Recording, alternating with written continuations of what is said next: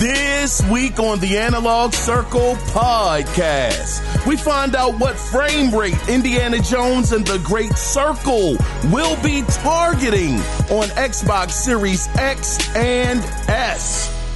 If EA does decide to make another Fight Night, they may run into some big problems because of contracts that Undisputed has in their back pocket. It is a very interesting conversation, but we will discuss. Sony's Firewalk Studios has been dismantled and put out to pasture. This came out of nowhere, but I don't think it was unexpected. But wow, what a blow. And Satya Nadella, of course, Microsoft CEO, doubles down on bringing their games to other platforms. But all of these stories can be found here and a lot more in episode 230 of the Analog Circle podcast. I am your host, Kiaun Mitchell, and welcome to the show. Welcome, welcome, welcome. If you are home or at the office working, sit back, relax, because we're going to have a good time. Or if we are with you on the road while you're driving, hopefully we can accompany you to your destination. Now, as always, before we officially get started into the podcast, if you do want to be a part of listener feedback, and shout out to Cody Clark and shout out to Crimson Phoenix, because I got you, brothers. But if you do want to be a part of listener feedback, you can do it two different ways. You can either call in at 443-627-9087 and let your voice literally be heard, or you can email the show, and the email address is the name of the show, the Analog Circle Podcast at gmail.com. So guys, before we get into all of the gaming news that went down, let's go into just a couple of fast stories here. So, rumor is the RTX, and I know we don't talk about PC on this show, but I do want to mention this for one simple reason, and we'll get to it. But the RTX 5090, this is the rumor, it's going to be priced around $2,000. And to put this in context, at launch, a RTX 4090 Founders Edition in October of 2023 cost was around $1,600. So we are talking about a $400 increase here in a year, over 1 year. 400 allegedly, because this is still a rumor, but allegedly a $400 boost in price. When I think about the PlayStation 5 Pro, possibly the new Xbox, I don't know. Hopefully it's there. I hope so. But when I look and think of those price points, if we are at 500 in this generation, actually 550, because PlayStation wanted to bump the price up by $50. Granted, they gave you a game in the box, but still, a price hike is a price hike. I am truly thinking in my mind that the PlayStation 6 and possibly the next Xbox, we may be looking at about $650. I'm just guessing. Of course, I know that this RTX technology is brand new. It's only a year.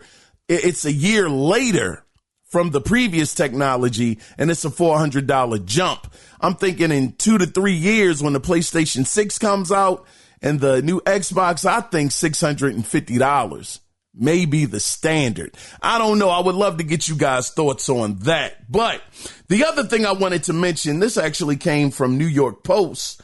CEO Satya Nadella. Now, we're going to talk about him a little later, but he got a $30 million pay increase after slashing their workforce by 2,500 people. That's a 63% increase than what he earned last year. God. Move this man! Man. Now, listen, I understand Satya, I'm sure he earned that money, but dag, after you take so many people's jobs away, kind of makes that a hard thing to look at without giving a little bit of ridicule. Like, man, you got a $30 million pay increase. 30 million?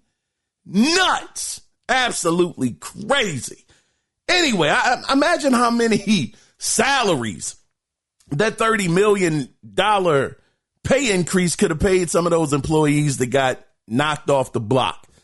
Ridiculous.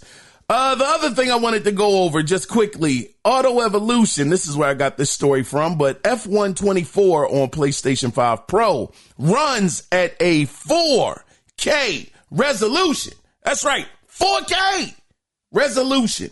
Now, it is, this is achieved by TAAU, or temporal anti-aliasing upscaling, which renders the image at a native 4K, which is then turned into 8K through upscaling. Now, the report does say it's not perfect, but it does work. Now, it's also been reported that the game does run at 120 frames per second in performance mode and at 60 frames per second 4K resolution with ray tracing on. This thing is a beast. Can you imagine a $700 console? Now, granted, maybe they cheated. Yeah, they cheated to get to the 8K resolution, but it's there. It's not perfect. But imagine spending $700 for that type of performance, or you're spending the $700 for 60 frames per second, 4K resolution with ray tracing on. Imagine how much a PC rig would cost to do that. Very, very interesting numbers. Call of Duty Black Ops 6 is sitting at an 83 Metacritic score and a 75 user score.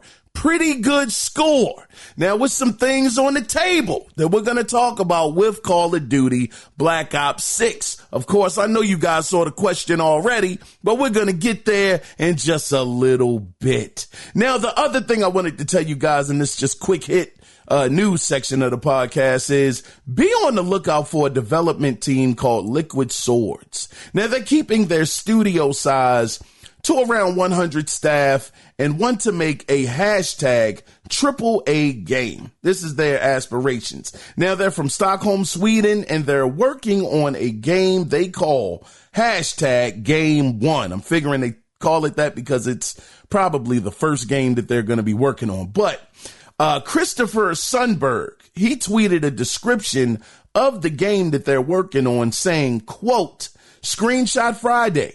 A few years from now, you'll be punching, shooting, and car brawling your way through a city that we have built from the ground up. Hashtag Game 1 is really coming together nicely to be the dark journey into betrayal we set out to make it over 3 years ago." End of quote. Now, we also said this, that really perked my ears up. He said, quote, "Oh, in terms of spiritual successor, hashtag Game 1 that we worked on at Liquid Swords will take car combat / brawling and customization to the next level. The team who made the car brawling in Mad Max are a part of my team now." End of quote. Boo this man! I ain't want to boo him, god darn it. I ain't want to boo him. That's an excellent thing. That's excellent. I don't know if you guys played Mad Max on the Xbox One or the PlayStation 4. The game is absolutely fantastic. I might have mentioned it before, but I thought it was a movie tie-in. I'm like, man, these movie tie-ins never work.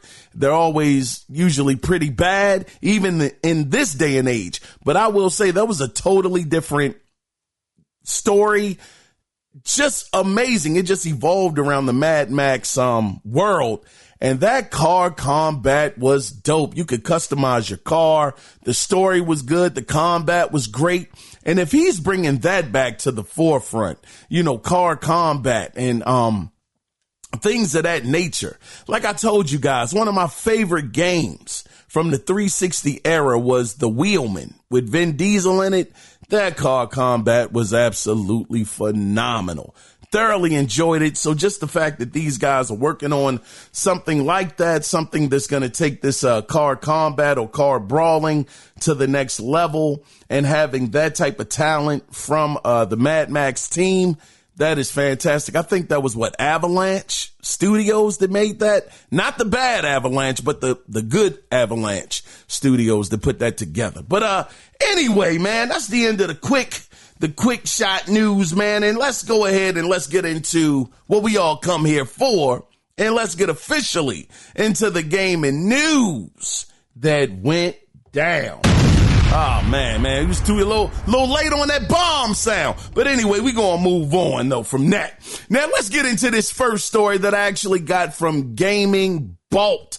Now, this is about BioWare. Let's get into some BioWare news. Now, we all know that Dragon Age: The Veilguard will be releasing very soon, which means the next Mass Effect should be up next for the studio to concentrate on.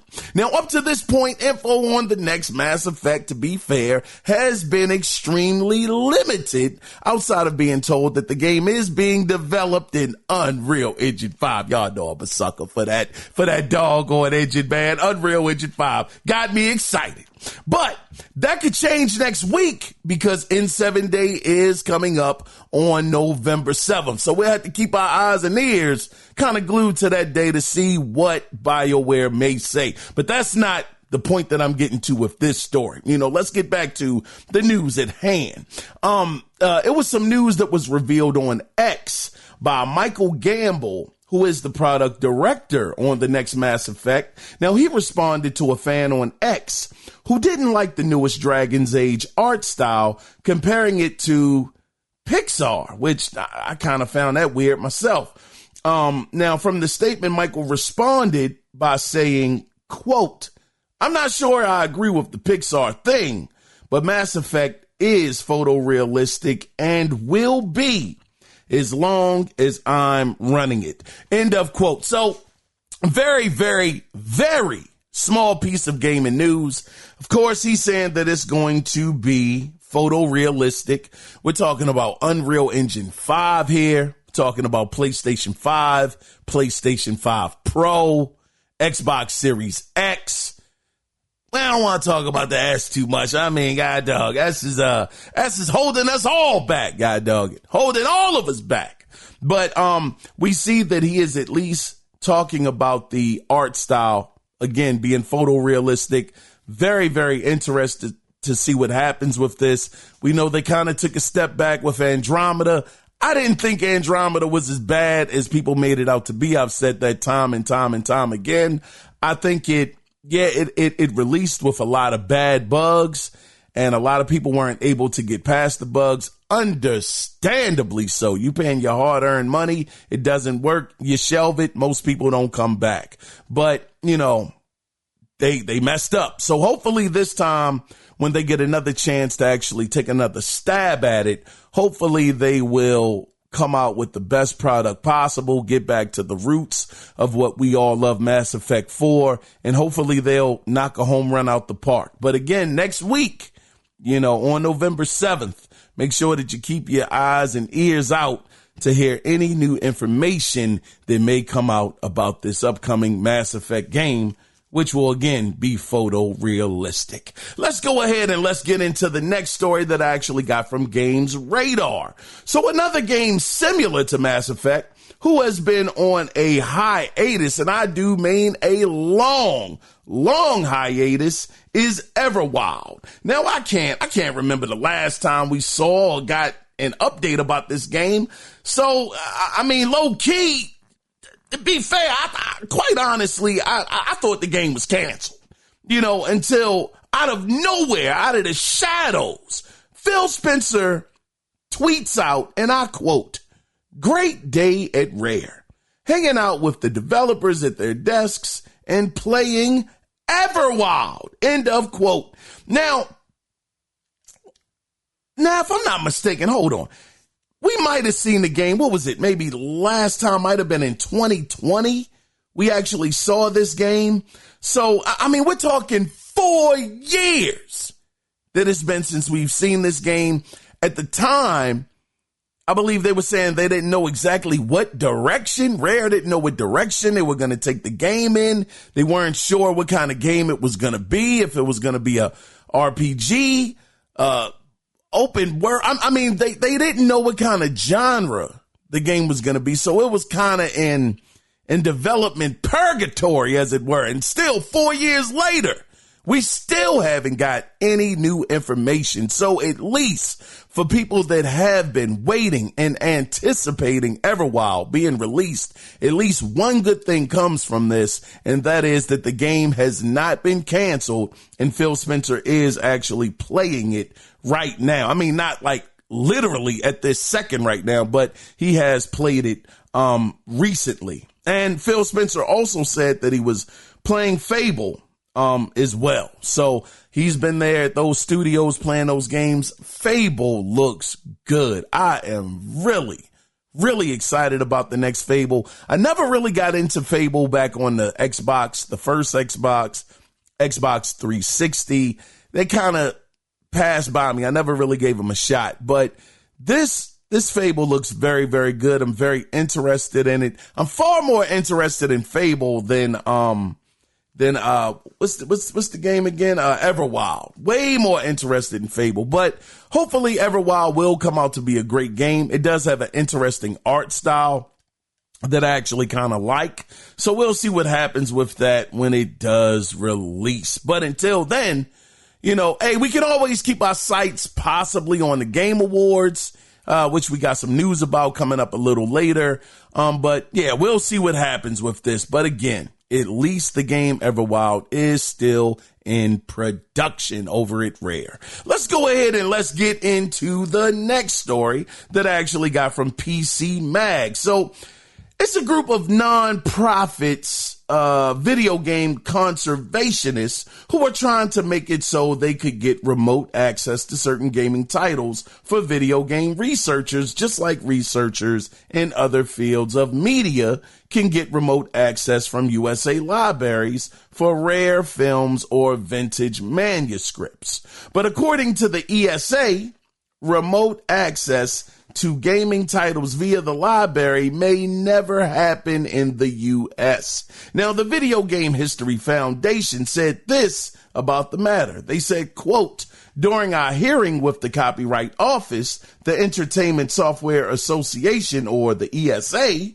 declared that they would never support remote game access for research purposes under any conditions.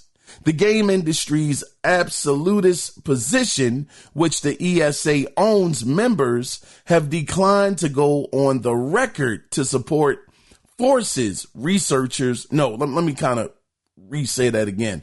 It says the games industry absolutist position, which the ESA's own members have declined to go on the record to support forces researchers to explore extra legal methods to access the vast majority of out-of-print video games that are otherwise unavailable. End of quote.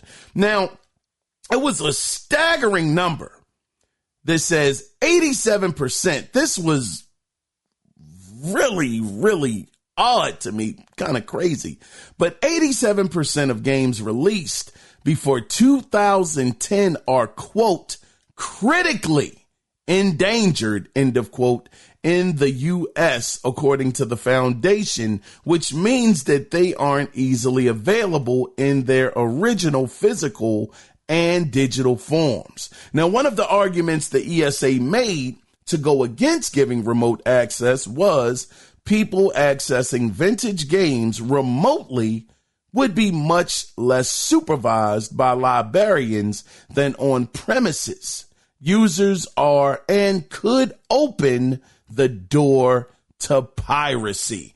Now, of course, us hardcore gamers, you guys that are here, we do care about gaming's history. You know, it's so many games. I mean, according to them, 87% of games released before 2010 are in critical danger. So those games may never be seen again. I know that sounds that seems a little over the top to a certain degree. Like, man, before 2010, every other game is in like horrible, danger of possibly never being played or seen again. I mean, not everybody. We are such a small group, the hardcore. I think we make up, like I said, 8 to 10% of the gaming market. I mean, we are heavily outnumbered, when it comes to the casual audience. So when you get casuals who don't really, they game, but it's not like their main hobby. It's kind of like something to do to pass the time.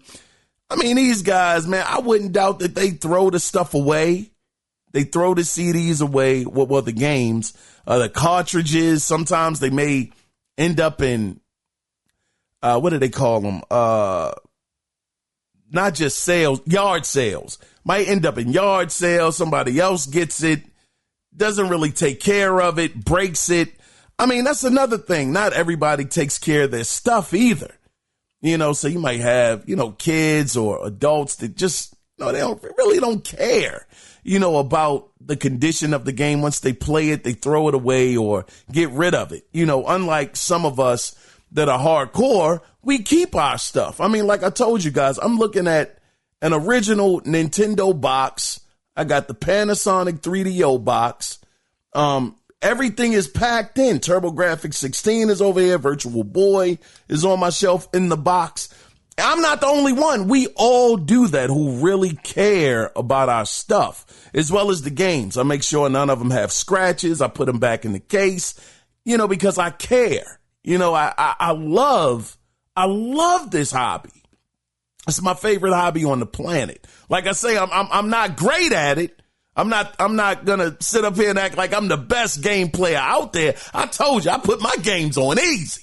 I'm here for a good time, not a hard time. I'm bumping it down to easy right away so I can enjoy the game. So yeah, I'm not that guy. But when it comes to actually taking care of the stuff and appreciating it, I'm one of those people, but not everybody is like that. So when you get that 87% number, knowing that we're the much smaller population in this gaming space, then it's not hard to see that a lot of things could get lost, over the years, broken, thrown away, misplaced, whatever, so I do believe that it is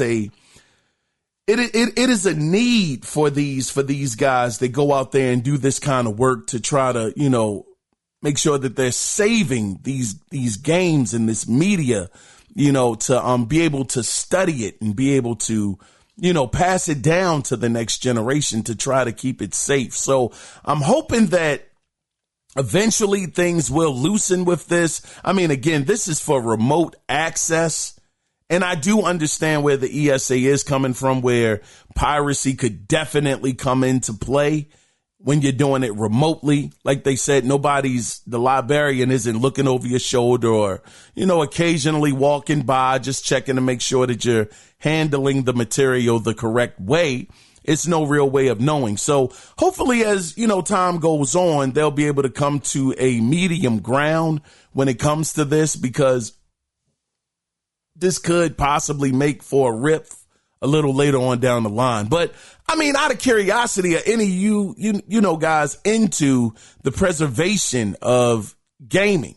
I mean, I know I am, but just because you're a hardcore person this here doesn't mean that you necessarily care about the history of the medium, or, giving these guys the chance to study, these games and, giving theses and, all kinds of reports and passing it down to the next generation. So I'd be curious to get you guys' thoughts on that. But, guys, let's go ahead and let's get into the next story that I actually got from WCCF Tech. Now, Horizon Zero Dawn, oh man, God, dog, that game right there. This remake is nuts. Absolutely bananas.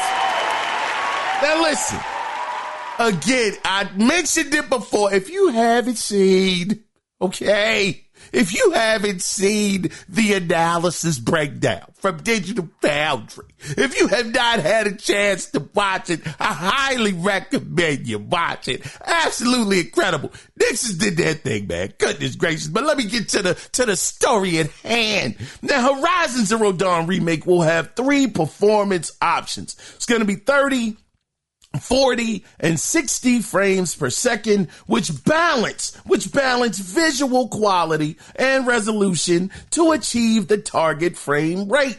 Now, all 3 modes use dynamic resolution scaling, with quality mode aiming for native 4K resolution and the other modes below 1800p. Now, they recommend performance mode is good enough to make it the recommended display mode for most players if you forgot. Oh, no. See, I did all that wrong. Let me re-say that. Now, they recommend performance mode is good enough to make it the recommended display for most players. Now, again, if you forgot, Horizon Zero Dawn Remastered releases the 31st of October, which is tomorrow. It's tomorrow, the 31st of October. And this game right here, man, they are talking about a native 4K resolution. Now, the thing that I want to point out when I was reading this article, once again, I got the article, brothers and sisters, from WCCF Tech. I want to let you know they didn't really mention the PlayStation 5 Pro with these specs. So we are talking about a native 4K resolution on the PlayStation 5. Wait. Now, that sounds kind of crazy. Hold on. I don't want to put out false information. Hold on. Let me look this up real quick just to make sure, because that sounds a little like wishful thinking. Let's see. Does Horizon Zero Dawn Remastered run in 4K on PlayStation 5? According to TechRadar, Horizon Zero Dawn Remastered runs in 4K in favor resolution mode but can run in favor performance mode at 30, 40, and 60 frames per second modes with trade-offs at each level on PC, while the PS5 version offers just a 60 FPS version. Whoa! Oh, wait a second. Now hold on. Oh man, see, this is why research is necessary. Now I might have just lied to y'all. Not intentionally, but man, now that joker did say it was the 30 and 40 and 60 frames on the PC, but on the PlayStation 5 version, it just offers 60 frames per second. That's the version. Woo! This man! Whoa! Wait! Oh, man. All right, I take all that back off the table. Pardon me. All right, so, all right. Well, that's still good, though. 60 frames is still good. But it still doesn't, well, it does say the remaster runs in 4K in favor resolution mode. So yeah, it still seems like it runs in 4K on PlayStation 5. Kind of put an asterisk beside that. Hold on. Let me try one more thing. I don't know how I'm gonna word it to make it make sense, but can Horizon Zero Dawn Remaster run at 4K on PlayStation 5? According to Backwards Compatible, Horizon Zero Dawn is backwards compatible with the PlayStation 5, offering a single graphics display mode running 2160C resolution at 60 FPS. Well, daggone. What? Okay. It's Horizon Zero Dawn 4K on PS5. That's all I'm asking. The update also brings 4K checkerboard resolution to PlayStation 5 players. But see, that's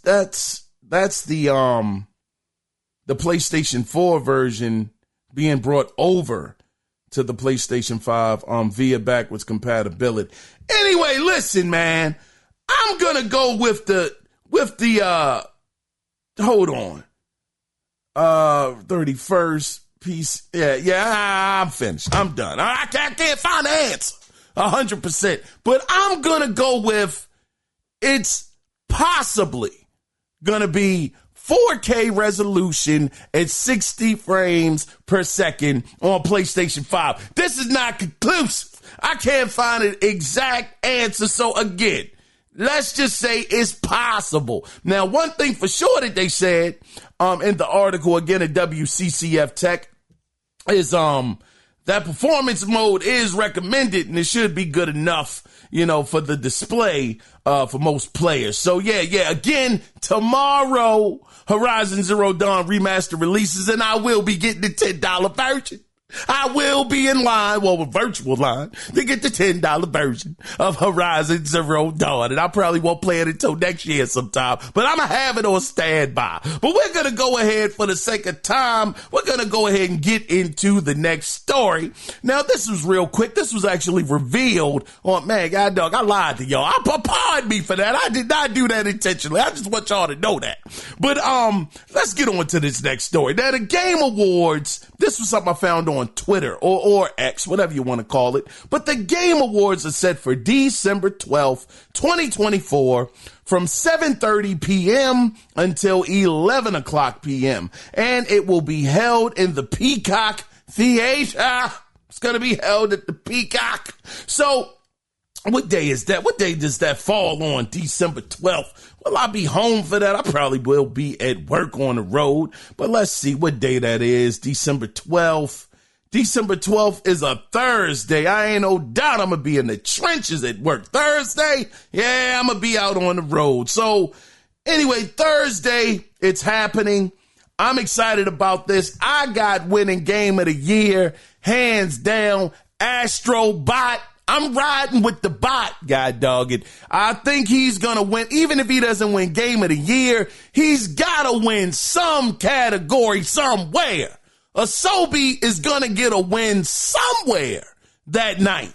I mean, you got Stellar Blade, Warhammer 40K. Now, I'm not saying Stellar Blade is going to win game of the year. I mean, let's not get too crazy. But you got them out there. You got Warhammer 40K. Man, what else has come out this year? Final Fantasy VII. Rebirth. That may get a nod. That could possibly get a nod. And what does Xbox have? I think, you know what? I think H-Blade 2 might get a nod for something as well. No, it wasn't like one of the hotter games in the streets over the summer. It kind of came out and, kind of fell a little flat, but at least graphically, that game was beautiful. So maybe it gets a technical achievement or something of that nature. Shout out to Ninja Theory. I still believe in y'all. I think y'all have a great studio. It was reports that they were rushed in certain areas to get the game together, which resulted in it being the way that it is. But to me, that always goes back to the same thing. Management. We're going to talk about management a little later on in the podcast. But just getting back to the point, the Game Awards should be good this year. I'm hoping that we see a lot of games that we've had question marks about. Will we see Wonder Woman? They came out not too long ago, WB, somebody from WB that works there, talking about is Woman Day or Wonder Woman's birthday or something. I can't quote what it exactly was, but the LinkedIn post evolved around Wonder Woman. So I sent them a message. I mean, I ain't get no answer, but I said, so does this mean that the Wonder Woman game is still being worked on? Question mark. Jokers gave me the doggone ... Joker didn't even respond. I said, oh my goodness, they didn't even give me the ... for real. But, I'm like, dag, I thought maybe I could have got something out of them. Nothing. So hopefully we see Wonder Woman at the Game Awards. That game looked good, man. I was very, very interested in that. Along with, again, PlayStation. Doggone PlayStation. Where are you? Where are you in this equation? We ain't getting no show from you this year. We ain't getting no showcase. Jokers are sitting on ice right now, doing nothing. Nothing. But anyway, I digress. We'll see what happens at the Game Awards. I'm excited. Hopefully Microsoft will show up there. Y'all remember the Game Awards last year? Man, Microsoft was in full effect one day. Microsoft was out there last year, Blade and some more stuff. I said, whoa, they was on fire, man. They did their thing. So I'm excited. Maybe they show back up again, show something new. Who knows? But yeah, it's always a great time when the Game Awards are on, even though not everybody's game wins, you know, that everybody, well, not everybody, but that particular person may believe that game should have won. Sometimes it just doesn't go your way.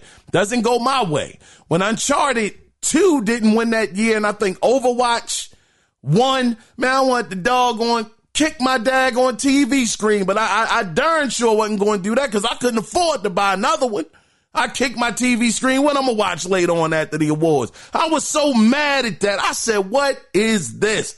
How the heck does Overwatch beat Uncharted 2? You're crazy. Anyway, I'm having flashbacks. Let me go ahead and move on to the next story, though. Let's get up out of that. We're going to move on to this next story.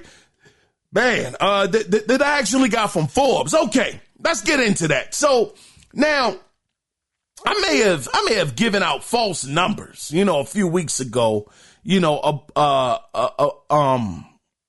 yeah, it probably was about a week or two. I want to try to rectify that because, officially, the numbers have come out about Undisputed, the boxing game, and the number is the game has sold to date 1 million copies.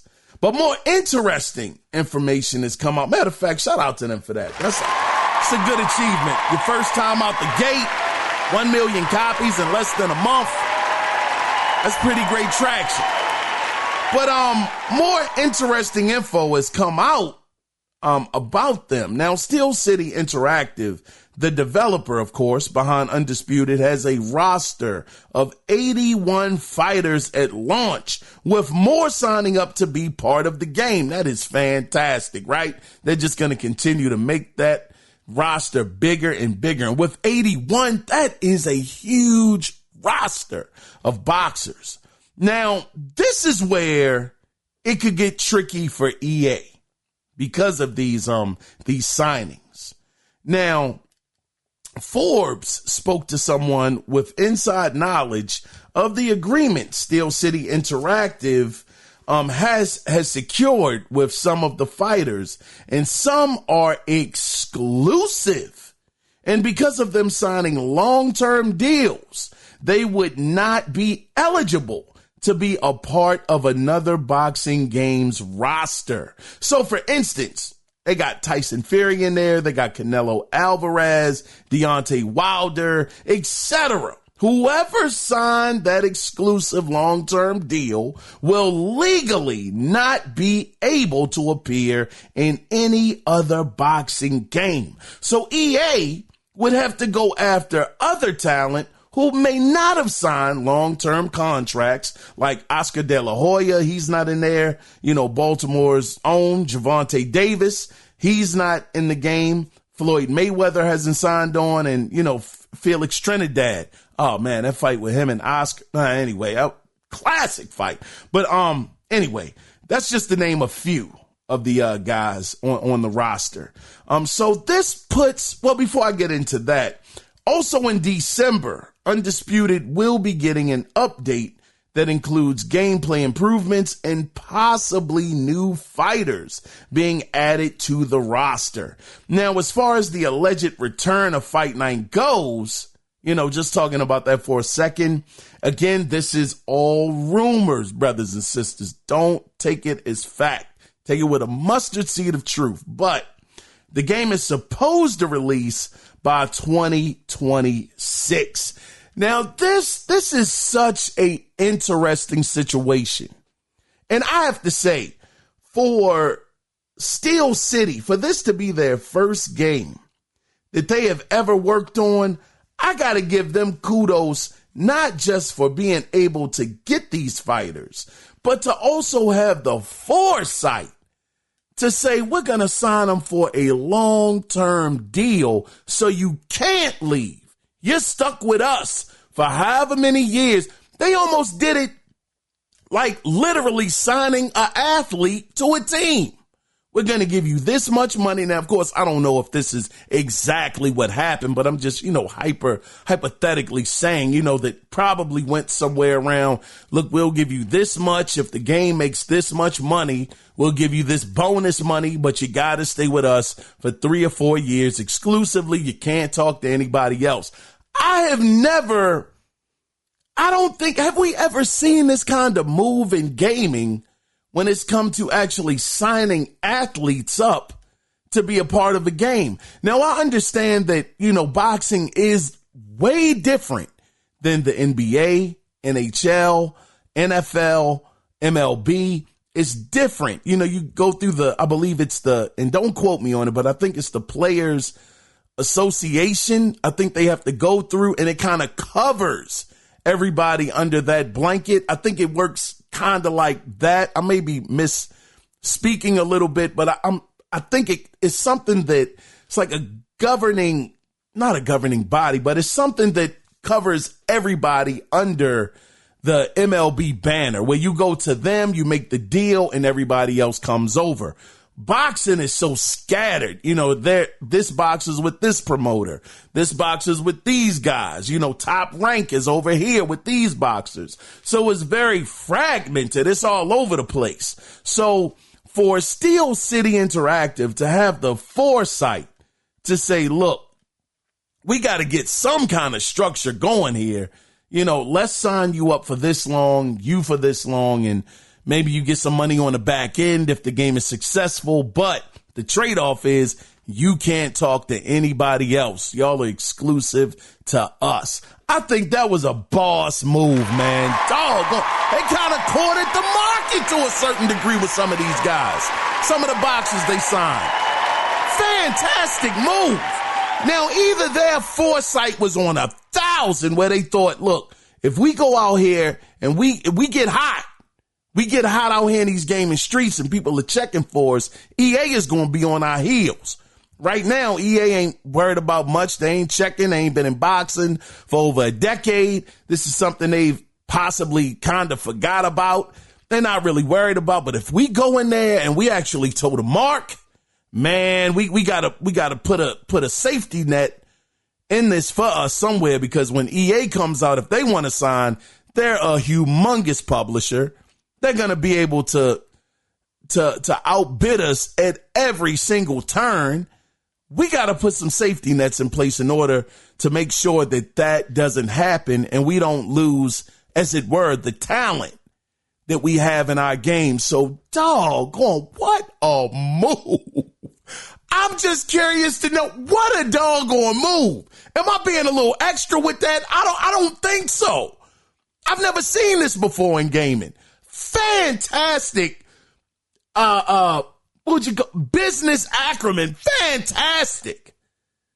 That was just a great move. So even when EA does come out, of course, now I don't know how long these contracts are with, like I said, boxers like Tyson Fury and Canelo Alvarez and Deontay Wilder and, all of the other guys. Muhammad Ali is in there.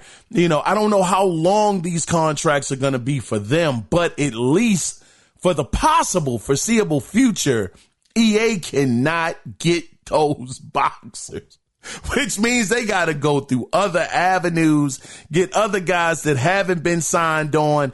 This could lead to such an amazing rivalry to a certain degree. And this is what I'm looking for. Competition, doggone it. Competition is key in everything. And if EA can't go out there and get certain boxers and they got to get these guys, oh my goodness, that's when you got to make innovation. That's when you can't just rely on the boxer's name. You got to make that gameplay right. If you're going to do it, make that story mode amazing, make the online shine.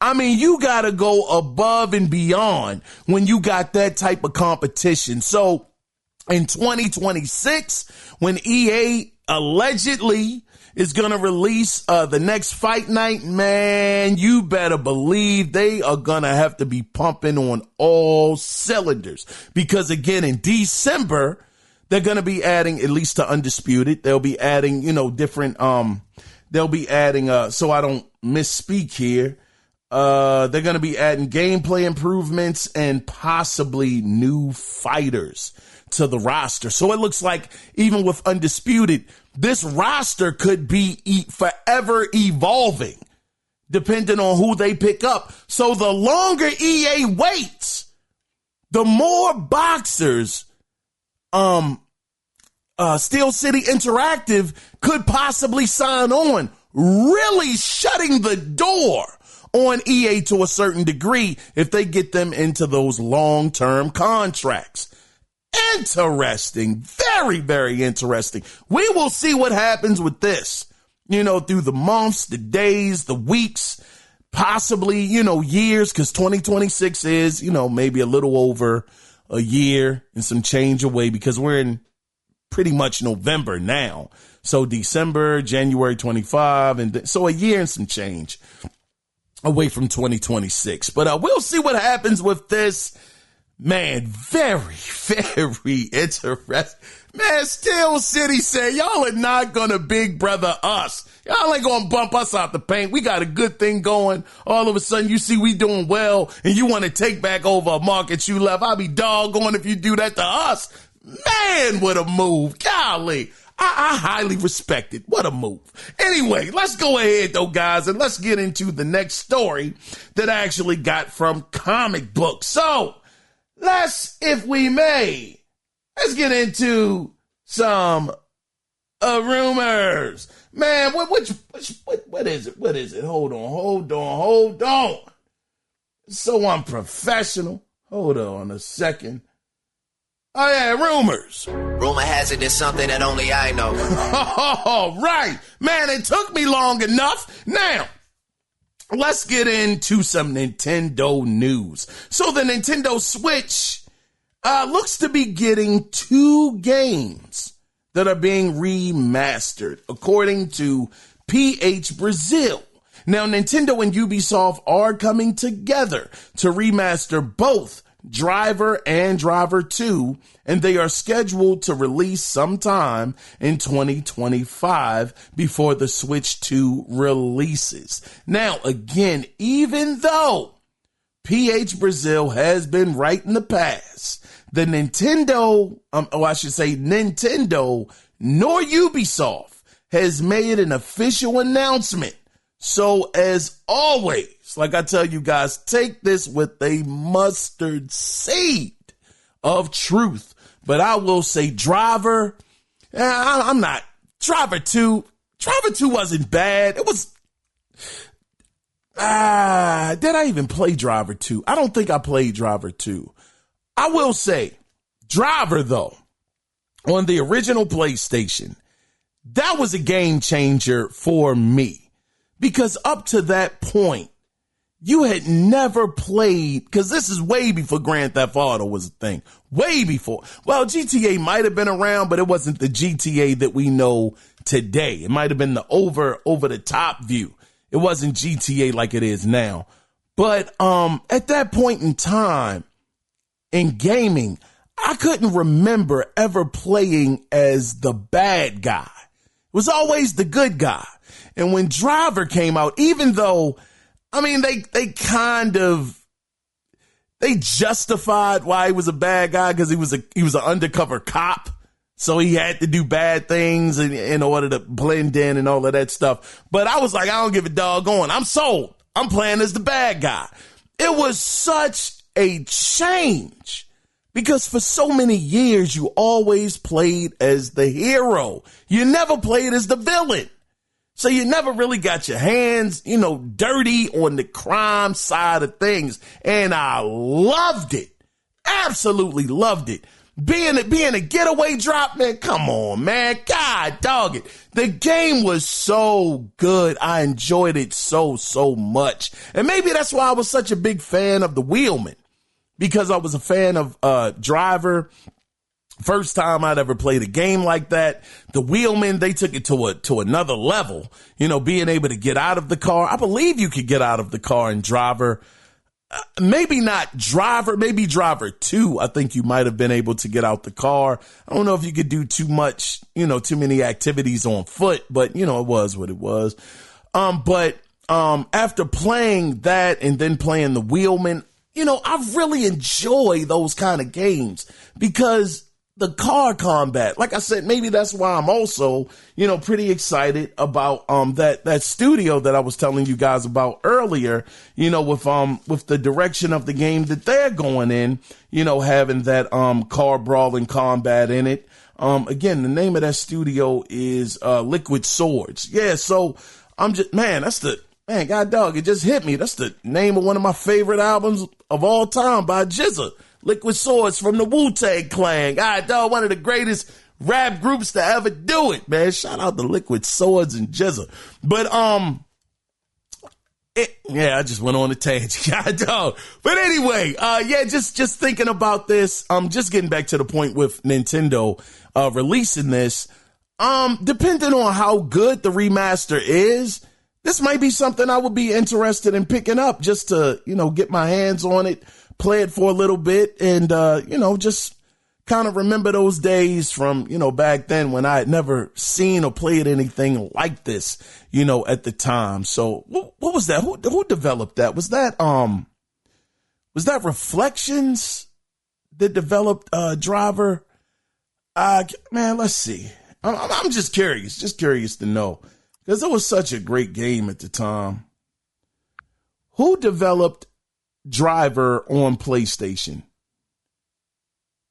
According to Wikipedia, developed by Reflections Interactive and published by GT Interactive, it was released on the PlayStation on the 25th of June 1999, and was ported to Microsoft Windows on the 1st of October 1999, and to classic Mac OS on the 12th of December 2000 by Abersoft Limited. All right, so yeah, it was Ubisoft Reflections. So yeah, those guys, they did such a good job, man. But anyway, we'll see what happens with this. Again, it's a rumor.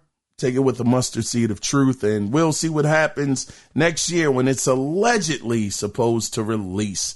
But let's get into the next story that I actually got from my Nintendo news. And this is so interesting because it has nothing to do with Nintendo. So let's get into what Satya, the CEO, who got a $30 million increase in his salary. Let's get into what he had to say. I think this was late last week. Satya Nadella said, which, I mean, this is added to the controversy around Xbox big time. Now, we said, quote, "We are bringing great games to more people on more devices. With our acquisition of Activision Blizzard King, which closed October 2023. Man, that's been a year ago already. Wow. He says, "We've added hundreds of millions of players to our ecosystem.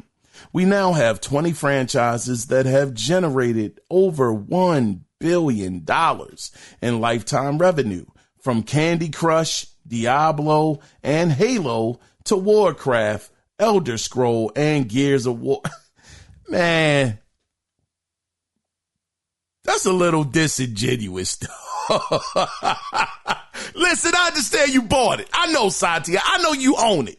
I know Microsoft owns it. They are your IPs. I get that. But, man, Candy Crush had been out there. Diablo had been out there making money. Elder Scroll had been out there doing their thing. Warcraft, I get it. Maybe I'm just being a little too hard. It sounds like I'm being a hater right now. I might be hating on him low key. But anyway, let me continue on with this because it is fair. He does own it. They own it. So yes, they do have 20 franchises that have generated over $1 billion. It is all true. Let me get to it though. He says, "And with xCloud Gaming, we continue to innovate to offer players more ways to experience the games they love, where, when, and how they want. Finally, we brought 4 of our fan favorite titles." And come on. All right, Satya. Now come on with the nonsense. He says 4 of our fan favorite titles. Who was a fan of Pentiment? Who was a favorite fan of Pentiment? Satya? Who was out there saying, man, that Pentiment right there, God, dog, that thing is amazing. Man, come on, Satya.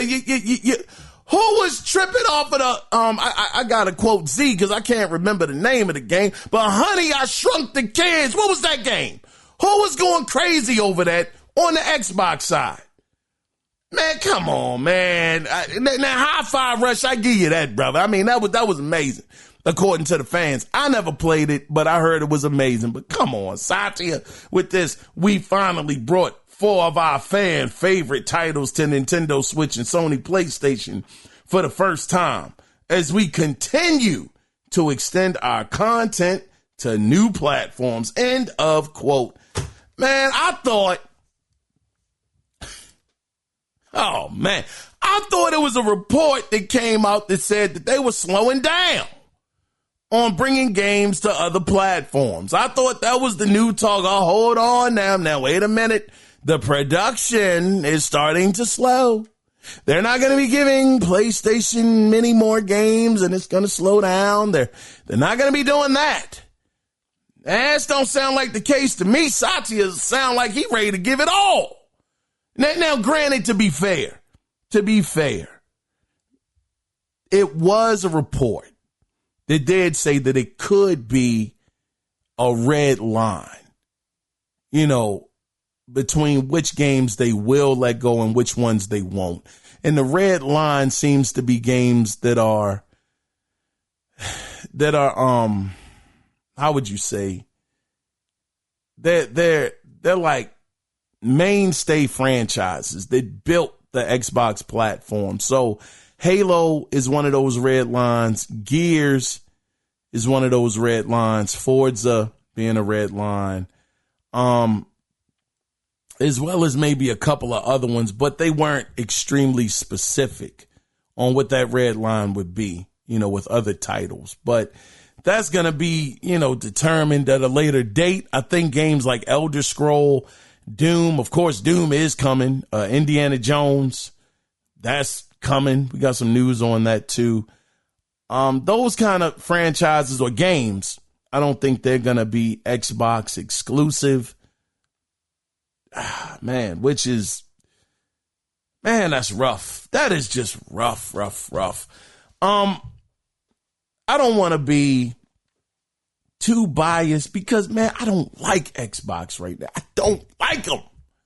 And I only don't like them because of the direction that they're going in. I don't like it. I really don't. I think they're killing the Xbox brand. They're killing competition. Did y'all hear the report that, man, I forgot the name of the game. What was it? Black Desert, Dark Desert, Hero Desert? I don't know. It was some game that PlayStation was trying to get their hands on as an exclusive. They turned PlayStation down and said no. But the thing is, Xbox is out there. They're just being too friendly. They're being too friendly. PlayStation is out here playing to win. They out here trying to cut deals. They out here fighting. They hungry.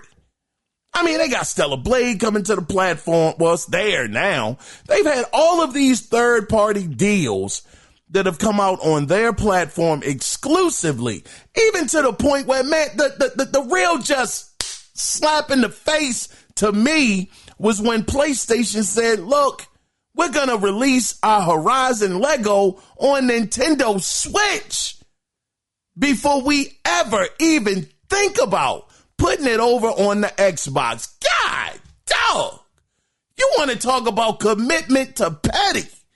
That is a commitment to pettiness that we ain't friends. You're not my friend. All right, cool. You're giving me a couple of dollars. You giving me money. You let me ride around in your car. You let me take your girl on dates. That's all cool and fine. All right, that's fine. Oh, you want me to do the same? Oh, no, you tripping. I ain't doing that. I ain't doing that. That's what PlayStation is essentially telling Microsoft. We ain't friends. You can give me all the stuff you want. That's cool. I'm going to take it. And I'm even say thank you. I make some money off of it. You get some money. That's cool. You're going to get some money off of it. But, you think I'm going to do the same thing for you? Oh, you bugging. That ain't happening. And that's the part that I don't like when it comes to Xbox. Stop being friendly. Satya, good grief, you're killing your brand. I mean, we don't know what's exclusive, what's not. The lines have been blurred so much, it's hard to see straight as to what's going on over there. The messaging is always bad. We're always confused on the sideline, wondering what's going on. They look like the Baltimore Ravens right now. Have you seen the Ravens this year on defense? They look confused. We look confused out there on the field. What's the play? What's going on? Where am I supposed to be? Where am I supposed to be lined up? I don't even know. Which man am I supposed to be playing? I think it's the one over there. It's confusion. Absolute confusion. Microsoft right now, or Xbox, is the Baltimore Ravens right now when it comes to confusion on the defensive side of the ball. God, dog, you just don't know what's going on. One thing for sure that's going on, again, according to Satya, and he is the CEO, he is the head man in charge, man, these games ain't going to stop coming to other platforms. They're going to continue to come out, and it's just going to diminish the Xbox brand. God, dog it, Satya. Well, we'll see what happens with this, man. I want to let you guys know this. I love the Xbox brand. I do. I root for them. At that E3 show, I know it's not called E3 now, but I'm still calling it for the love of where we come from, from that time of year. I'm calling it the E3 show. That show, man, I shed some tears after that show. I shed some tears because I was proud to see Xbox out there fighting as hard as they were. I said, God, dog, they care. They care. They do want to fight. They do want to do better. I was so happy that day that I was like, man, the ship is about to turn. Finally, they're getting it together. Look at how great these games look. And then all of a sudden, as the summer went on, not even the end of the day, doggone Phil Spencer comes out there and says, oh, by the way, more of our games are coming to other platforms. God dog it, Phil. Who's this man? God dog it, Phil. Why did you have to say, anyway, man, that is the anger. That's where it stems from. You're selling yourself so short. You could be so much better than what you are. But you just want the money. And I get it at the end of the day. It's a business. It's business. You gotta follow the money. I get it. But dag, man, you're gonna sell your whole console down a river to get to the money? God, dog. It's frustrating, man. Never, ever think that I'm hating on the Xbox brand just to hate on it. I don't like what they're doing. I don't like the leadership. I don't like the direction that they're going in right now. It's just very, very disheartening. As a fan, going back to the original Xbox, it's disheartening. Is all. Please never confuse my passion, with anger or just blind fury. Yeah, I'm angry. I'm mad. But don't take the anger as I'm hating on the brand. I just don't like what they're doing. I want them to succeed. I say it almost every week now. You think I want PlayStation out there by themselves? You are crazy. PlayStation is already sitting too far back for me as far as I can see. They ain't out there. They don't look, I mean, they're making the right moves, yeah, but they don't seem like they have that hunger, that eye of the time. Well, I can't even say that because they still out here trying to cut deals on the side. They still trying to cut deals. So I can't even say they're not hungry. They are trying to obliterate the Xbox brand, and they are keeping their foot on their neck so hard that they out here trying to get everybody. I'm going to cut you a deal. You want a deal. You get a deal. Everywhere is a deal. That's fine. You can put this anywhere you want to. Just don't put it on the Xbox. God darn. But yet Xbox want to be friends with these jokers because they can make some money. Come on, man. Competition, god doggy. Competition. Anyway, I've rambled on long enough. Satya, you're taking your games to other platforms, and man, whatever. Doggone, I wish they would stop. I wish they would really stop this. But they're not, because they care about the money. Satya needs another $30 million added to his salary, for whatever. And I'm not hating on the man's salary. Look, he's working hard. He earned it. He deserves it. But gee, it's like sometimes the way that people get certain salaries or the way some people attain certain things, I'm not saying it's not justified, but sometimes it just makes you look at them, with a bit of a side eye, like, man, I understand you had that coming. You rightfully earned it, but man, look at the sacrifice, that you made in order to get that, type of money. But anyway, some people will say that's just business, and, business is cutthroat. We all know that, but golly, it is what it is.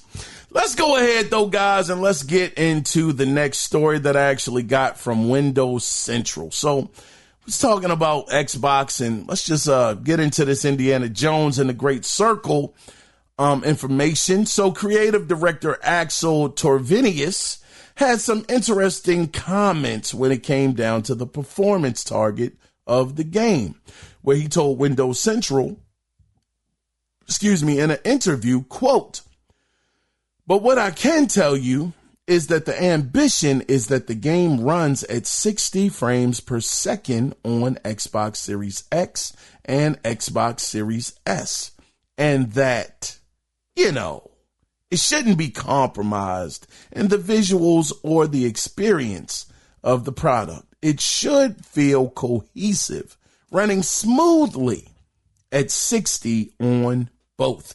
End of quote. Now, he said something very interesting and a bit of a key word here. He says the ambition is that the game runs at 60 frames per second. So he's pretty much aiming to get it at 60. He's not necessarily saying they're going to hit that mark, but the ambition is to get it to 60 frames per second on both the X and the S. Now, whether or not that happens, I'm not sure. I know the preview of Indiana Jones came out earlier this week. Some people said that it was great. Some people said wasn't enough action in the game for them. As I continue to see, hold on for a second. Sorry about that.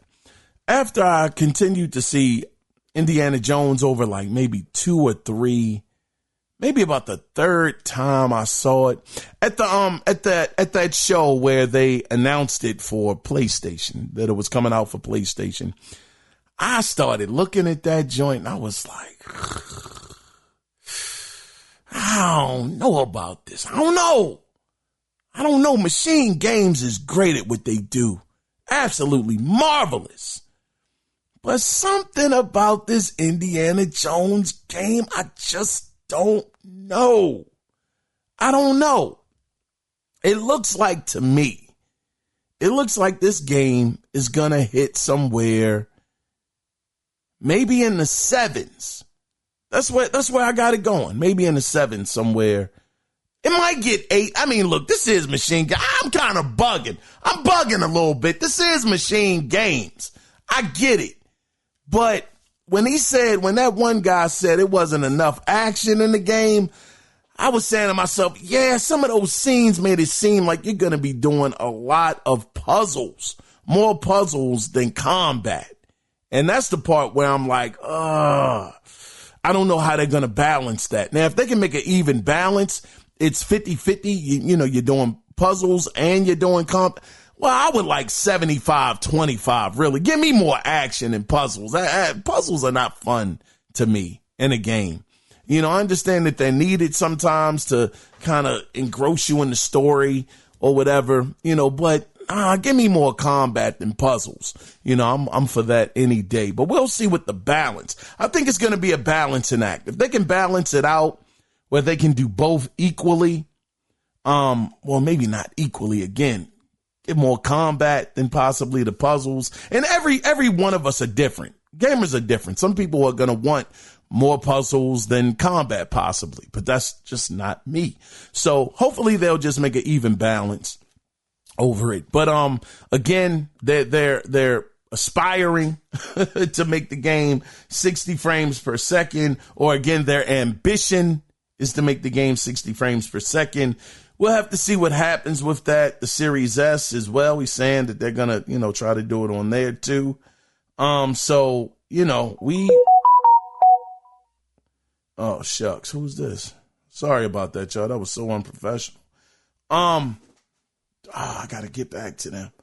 All right, my bad. Sorry about that. But yeah, we'll see what happens with this. You know, when it actually releases. I think December. Hold on. When does Indiana Jones and the Great Circle release? According to Disney Parks. Oh, December 9th.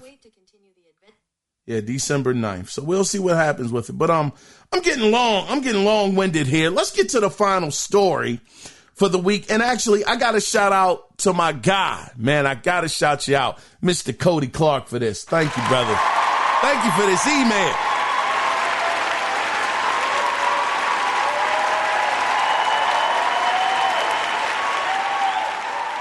Now, the email that Cody Clark sent me, and listener feedback, I'm going to record a separate episode for that. It was too many to put on this show, and I love it. I will be recording the listener feedback.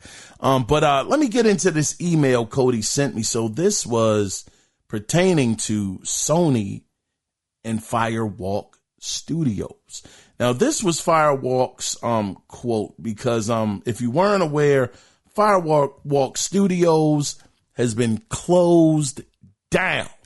And if you weren't aware who or what game they made Concord. So this was the email. Not the email, but the statement that Firewalk said. They said, quote, and this is actually from Insider Gaming. They said, quote, Firewalk is signing off one last time. Firewalk began with the idea of bringing the joy of multiplayer to a larger audience. We took some risks along the way, marrying aspects of card battlers and fighting games with first-person shooters. And although some of these and other aspects of the IP didn't land, and we hope the idea of putting new things into the world and the idea of putting new things into the world is critical to pushing the medium forward. Looks like that's the end of quote. It was a lot more than this. Let me see if I can find it. It says, the talent at Firewalk and the level of individual craft is truly world class, and teams within Sony Interactive Entertainment and across the industry will be fortunate to work with them. Please reach out to recruiting at PlayStation for inquiries, and thank you to all the very many teams, partners, and fans who supported us along the way. End of quote. First off, whenever somebody loses their job, it's always a bad situation, no matter what the case may be. And I believe that this team was made up of maybe around 174 people, somewhere around that range of people that were on this team that were let go. Now, wait a minute. Now, not all of them were let go, because Sony did say they will retain some of the talent to actually work on other projects. But that studio as a whole, Firewalk, yeah, those jokers are no longer around, unfortunately. The thing is, man, that this team allegedly lost between $200 to $400 million. $200 to $400 million. Now, with that being the case, that is a hard pill to swallow for anybody, to be able to just walk away scot-free with no repercussions. That's almost $500 million if those numbers are to be believed and true, because those are rumored numbers. I want to just put that out there. It's not been proven that that's how much they actually lost. But you mess around and lose that much money, somebody has to go. It is impossible to just take that on the chin and say, hey, guys, we had a bad day at the office. Don't worry about it. Get back on the horse and try again. We'll give you guys the budget that you need, and we'll just try this thing all over. Nah. You're saying to yourself, look, you got to pack your stuff. You tried, you failed miserably, and you got to go. You got to go. Now, granted, this is a bit of a tough situation, too, because Sony shut the game down so fast. I mean, so fast and in a hurry that they didn't really give it time. But I will say, to a certain degree, that is good leadership. That's great leadership. I was talking with AB earlier today, and AB had put on his business hat, and he said that's exactly what I would have done. When it's a problem, it's a situation that needs to be taken care of right away. You don't waste time. You don't let the problem linger. And when you do something like that, it puts other studios on notice. Like, oh my gracious, if we mess around and mess up, we could be next. So let's get our stuff together. If it's not already together. Now, you could look at that, and like I was going to get at, you could say, well, Sony didn't give it a chance to breathe. But if they're looking at the climate of the people, of their player base, and they see that people are not rocking with this game, they're not going to buy it, they refuse to support it, and they pull the cord on it, then that's a good move. It's a great move. Why let this thing linger around? This is not going to do anything but continue to eat up resources, aka money, to keep this thing going if it's not going to produce. Cut it off right away, cut your losses, and move on to something else. Now, again, I really hope that these guys that have been cut do land on their feet. To a certain degree, it's not their fault, because they were working on the game that Sony told them to work on. They wanted to go full head on, full speed, all engines on with this games as a service. Now, right now, these guys are batting a horrible average when it comes to these gas games. What was it? The car game, I forgot. It came out at the launch of the PlayStation 5. Whatever car game there was, something Destruction or whatever it was, All-Stars, Destruction All-Stars, that failed. You had what was the game from Square Enix? The Bubble game that I can't think of the name of it, but that failed. Now Concord has failed. The only game that you really have that has been a win when it comes to this gas model that you guys are going all in on, were going all in on, is H-Divers 2. That is it.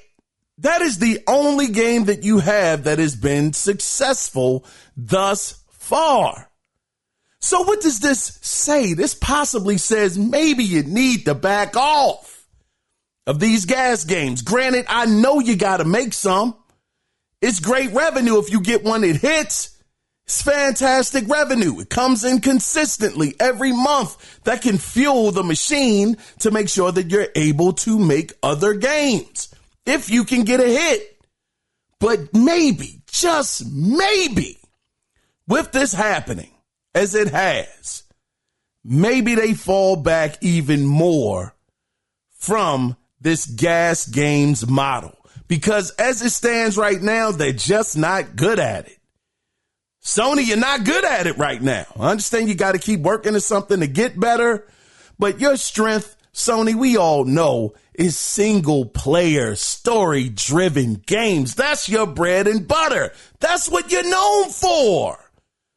Stick with that. I would lead with that and put on the back burner these gas games, because it is not working out for you. Just hasn't worked thus far. They seem to be great at picking out talent and seeing what game may do what. They have a great eye at it.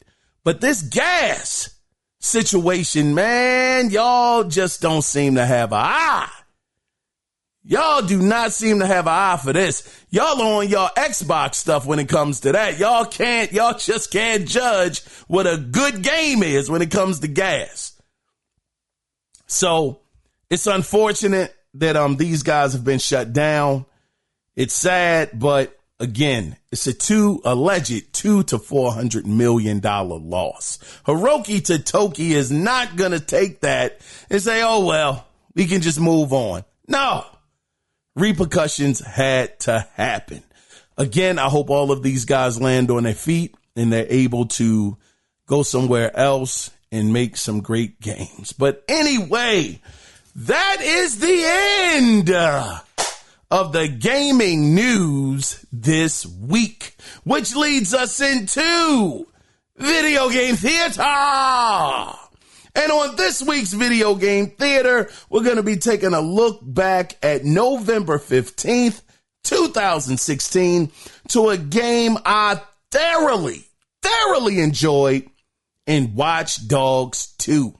And the scene we will be listening to is the state of the world that Watch Dogs 2 is in. We're going to be listening to that. You'll get to hear what the state of the world is in Watch Dogs 2. And also, we'll be listening to Marcus Holloway, who was the main character, meeting the hacker group DedSec for the first time. So, after this week's Video Game Theater, we will be back with the final section of the podcast. Stay tuned, guys.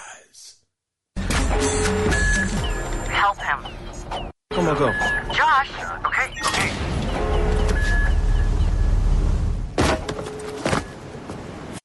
You, Bloom.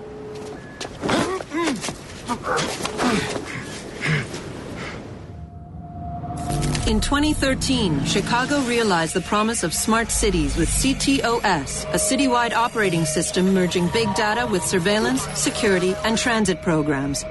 With a few hundred lines of code, hackers were able to hijack its central servers and cripple the entire grid. Many believed the attack would be a killing blow for smart city development. They were wrong. Coordinated from the heart of Silicon Valley, CTOS 2.0 has been implemented across the United States, ushering in the Internet of Things. 6.4 billion connected devices now serve as collection points, mapping and recording our daily routines, making a more secure and more invasive system. But who else is listening? Big Brother no longer works alone. Thousands of little brothers monitor and aggregate your every move. building a complete digital profile of you to be bought, sold, or stolen in an instant.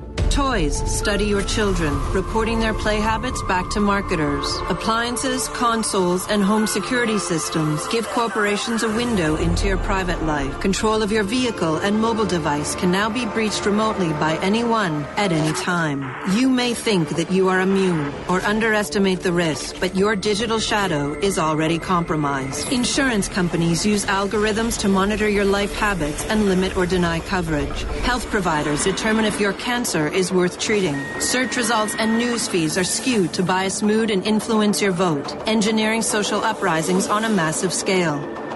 You are now less valuable than the data you produce.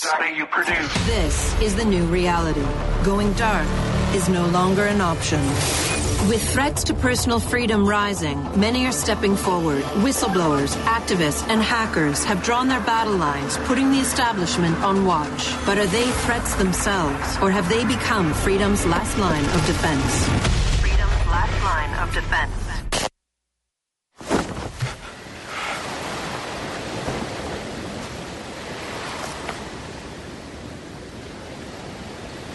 So, am I in? Welcome to DedSec.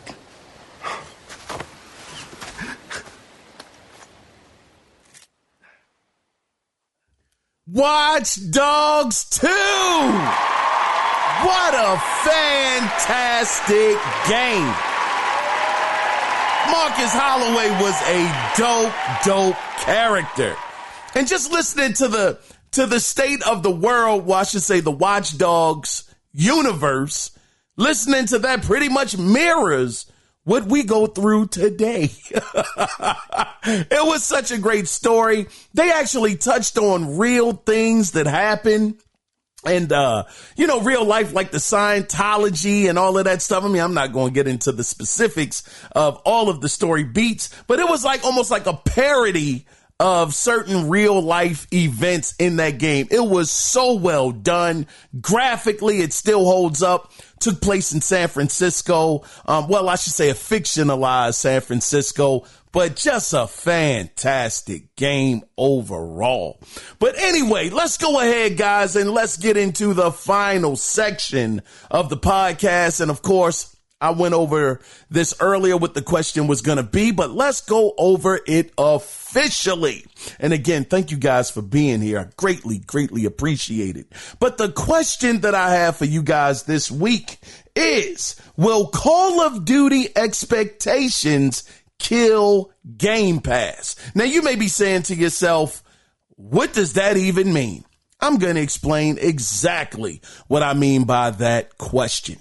Now, we know that right now, Call of Duty, one of the biggest games that comes out every year in the gaming space, makes millions of dollars, sells millions of copies, so much so that PlayStation had reportedly been using the Call of Duty revenue to pretty much use that money to make other projects, to fund other gaming projects. That's how much money this Call of Duty machine makes. Now, with that being said, Xbox, they did right by their customers. They really did. They could have took Call of Duty and said, no, you're going to have to buy that one. $70, full price. We're not putting that into the Game Pass service. We can't afford to do it. But instead, they said, no, we're going to do the right thing. We said that all of our first party games are going to be in Game Pass. We will make that happen. We will keep our part of the bargain. And they did that. So now Call of Duty, just getting in there. I can only expect, or I should say, I believe Microsoft can only expect for those Game Pass numbers to go way up because they have one of the biggest games in there, this part of the service. Now, I would have to say they have to be gambling big on Game Pass with this. But the question that makes me wonder if Call of Duty's expectations aren't met, will it kill the Game Pass? Will it kill Game Pass is if Call of Duty can't get the Game Pass numbers up to where they want them to be, which I believe is around like 50 million. That seems to be about the sweet spot for them, if I'm not mistaken. But if Call of Duty cannot get that number up to that much, if they can't get that number up to that magical number that they are seeking out, then what game will? What game is going to do it? Gears of War, as much as I love it, that's not going to do it. Halo isn't going to do it. Fable isn't going to do it. Forza isn't going to do it. If you have one of the biggest games in gaming that can't move the needle, what will? And as a result of that, does Microsoft say, you know what? The heck with this service. We're finished with it. We're just wiping our hands of it. Look, we got to go in a different direction. It didn't work. Okay, we'll put certain games in there and we'll have to rework it and figure some things out. But these games like Call of Duty, going in that day and date, we lost too much money. We can't do this anymore. I'm just curious to know, is that a little too far on my end? I don't think so. I think that Call of Duty sells extremely well every year. Even in a bad year, it still sells. And they're giving this away for not free, but $25 a month, which is what, give or take, what, 70, 60, 50, about $45 off of the price, which is a great deal. But again, if they can't reach that number, do they scrap it? Do they say, look, Game Pass is not working for us? We're making money off of it, but look, Call of Duty, that is a bombshell. That should have made way more subscribers than it did, and they scrap it. I'm curious to know, what are your thoughts? If you want to be a part of the conversation, of course, you know you can do it two different ways. Either call in at 443-627-9087, or you can email the show, and the email address is simply theanalogcirclepodcast@gmail.com. I was your host, Kiaun Mitchell. And again, I want to thank you, the listener, for being here and staying with us this long. Thank you.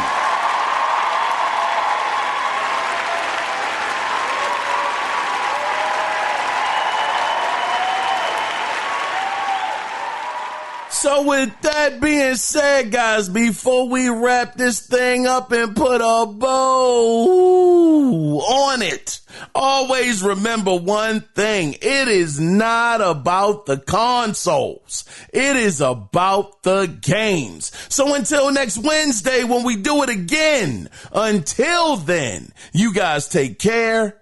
Be safe out there. Bye-bye.